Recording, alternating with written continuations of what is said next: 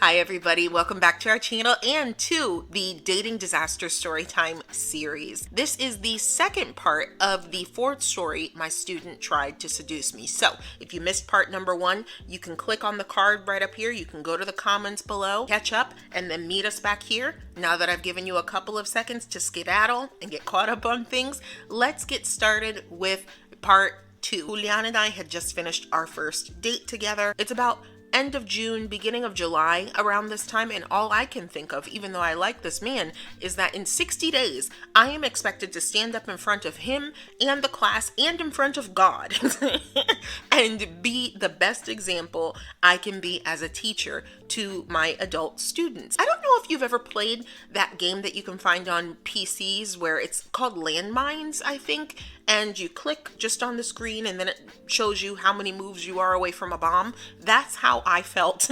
I always felt like there was something that was pulling me back from taking that additional step to kissing this guy, to spending more time with him. I didn't want to pull the trigger and then just cause this really unfortunate set of circumstances to unfold afterwards.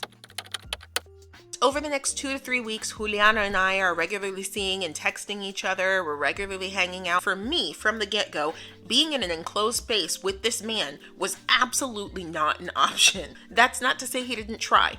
We would be talking about what we wanted to do when we saw each other the next time, and he would very directly say that he would like to come into my apartment. And I would say, that's not part of your journey today, sir. You're not coming into my apartment. But I also noticed that his communication pattern was shifting. He would text me at 12 a.m., 1:30 a.m., asking if he could come by or if I was awake, those kinds of things. So red flags started popping up for me there. The more I said no to that, the less we started actually making plans to hang out. So it went from good morning and good night texts to absolute crickets for about 7 days. I was starting to clock where he was going, and so I wasn't going to chase him. I just figured, I'm just going to absorb myself in my work, prepare everything that I need for class, and let bygones be bygones and continue. After that week, he begins texting me again. Very short and curt messages, nothing like before. So it's, hi. Hi. How are you? I'm well, how are you? Not good. Why? I'm frustrated. Do you want to talk to me about why you're frustrated? Yes. I don't understand why you won't let me come into your apartment. I'm kind of glad that he broached the topic because I would have not said anything until I died. It was like when you get paralyzed by fear or what's it called? Decision paralysis. I had decision paralysis where I didn't know what to do because I felt like anything I could do could just blow up at any point. I explained to him that I like him a lot. I am enjoying my time getting to know him, and I also want to be responsible with my decision making when it comes to moving further, especially since he is in my class. He was understanding and at the same time confused, and I think rightfully so. If you like me and I like you, I don't understand. You have to go for what you want. You have to enjoy yourself while you're here. I want to enjoy you. I want to sleep with you. I'm pretty sure that you would be down for it otherwise. Why are you saying no? I've never gotten on board with hookup culture. I missed the train 100%, didn't get the memo. Whenever I'm interested in someone, my mind instantly goes to, is this person relationship material? Can I see myself with this person long term? And that's where my headspace was with Julian. I was trying to figure out whether or not I could see myself with him long term. And I was just honest with him and told him, I am looking for a relationship. I don't want to just date somebody. I don't just want to sleep around. I want to be in a long-term relationship with someone.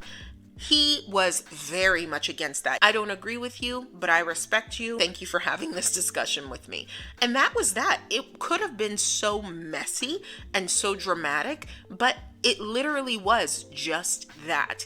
And I didn't hear from him for the rest of the month unless it was school related. He didn't continue to force the issue. Once class started, I was still nervous about how his behavior would be. Thankfully, he was still respectful. He sat in the front row. He was the class clown, like nobody's business, trying to get attention. And even so, his vibe contributed to the learning environment that we had in class. So I never had a problem with him as a student. We close out August successfully. September is good. October is good. Toward the end of October is my birthday, and my wonderful students threw me a surprise birthday party. The majority of my students are from Venezuela, so it was essentially a Venezuelan birthday party where I got to hear the happy birthday song that they sing, and we got to eat Venezuelan food, the whole thing. I was not expecting to have so many gifts and just food left over from this event. Julian was right there helping me get things together, put things in bags and boxes, and he asked me, "Are you gonna be okay taking all of this home?" I needed help, y'all. It's not an excuse. I needed help. I honestly think he was super excited at the idea that he was going to be in my apartment, and he did need to come in to drop the stuff in my kitchen. We get back to my apartment. He takes my things out of his truck. He brings them inside. We had to do a couple of trips, and in the process, we were just talking naturally, like a conversation. He wasn't being overly flirty. Once he had brought everything inside, we had a moment and sat on my couch and talked for about maybe an hour about things that were going on at his job and my job, just like friendly back and forth banter. He was wondering if he could come by the next day because he was going to be in the area. And I said yes. I was feeling kind of bold because he'd just come in, nothing bad had happened, and in my head I was going, I could do this again. And that's where you get hooked up. That's where you make mistakes, when you think that you're so good. And I said yes again and again and again. Over the next couple of weeks between October and November, he came over to my apartment on a regular basis. And yes, we did have those Venezuelan dinners. Yes, we did the Netflix and chill thing without so much chill. There were times that he would come after a soccer game or after work and he was just exhausted. So he would come over, we'd watch a little bit of a movie or something, and then he would fall asleep. One night we're watching The Queen of Flow, I think it's called in English, but in Spanish it's La Reina del Flow. I do not like it, but we were sitting lengthwise on my couch and I was over here, he was here, so he's leaned back and he fell asleep. His phone was kind of like falling off of his lap, and so I reached around and I grabbed it.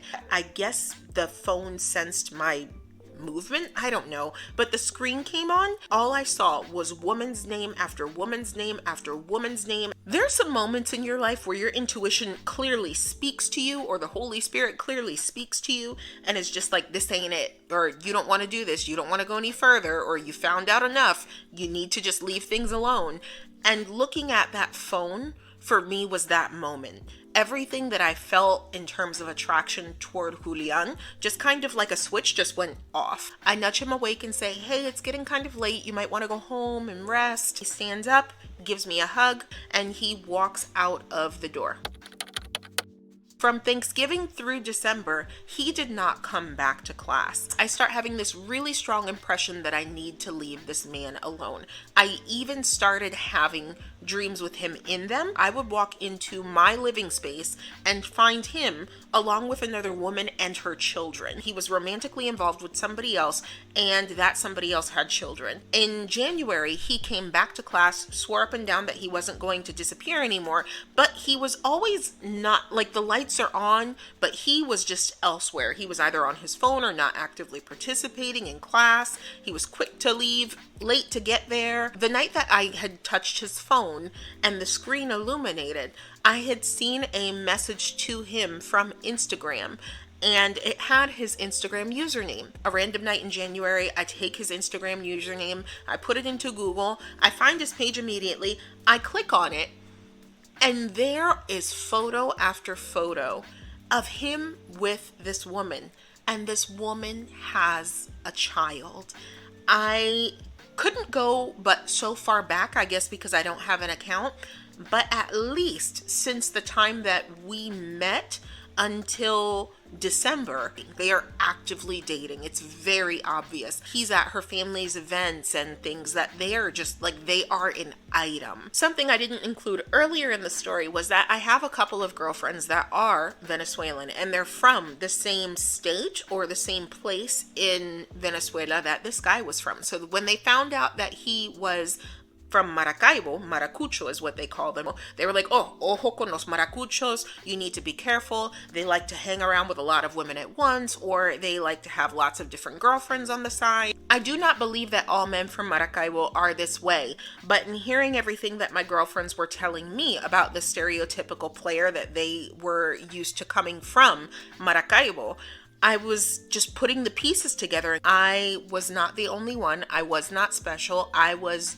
just another person in this whole rigmarole that he had created.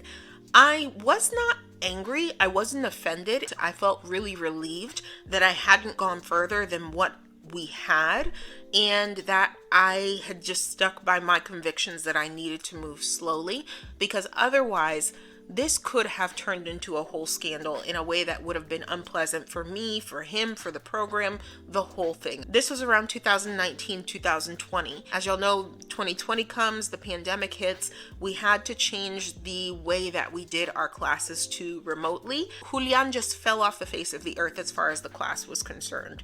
I do remember going back to his Instagram handle at least once or twice and seeing that within a few months, he was married to this woman. He was still texting me. On occasion, he would text how he missed me, how he wanted to see me again.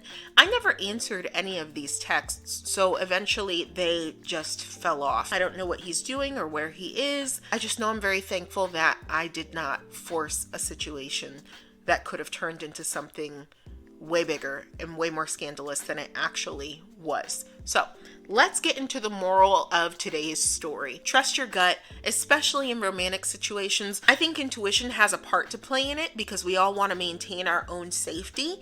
And at the same time, being Christian, I think the Holy Spirit has a piece of that as well. He's the one that guides me and tells me, you shouldn't do that, or you really need to think twice before considering this or doing this. I feel like while I wasn't fully aware that it was him telling me, hey, do not do these things, having those dreams and then seeing the picture, I was like, I got you. Good looking out.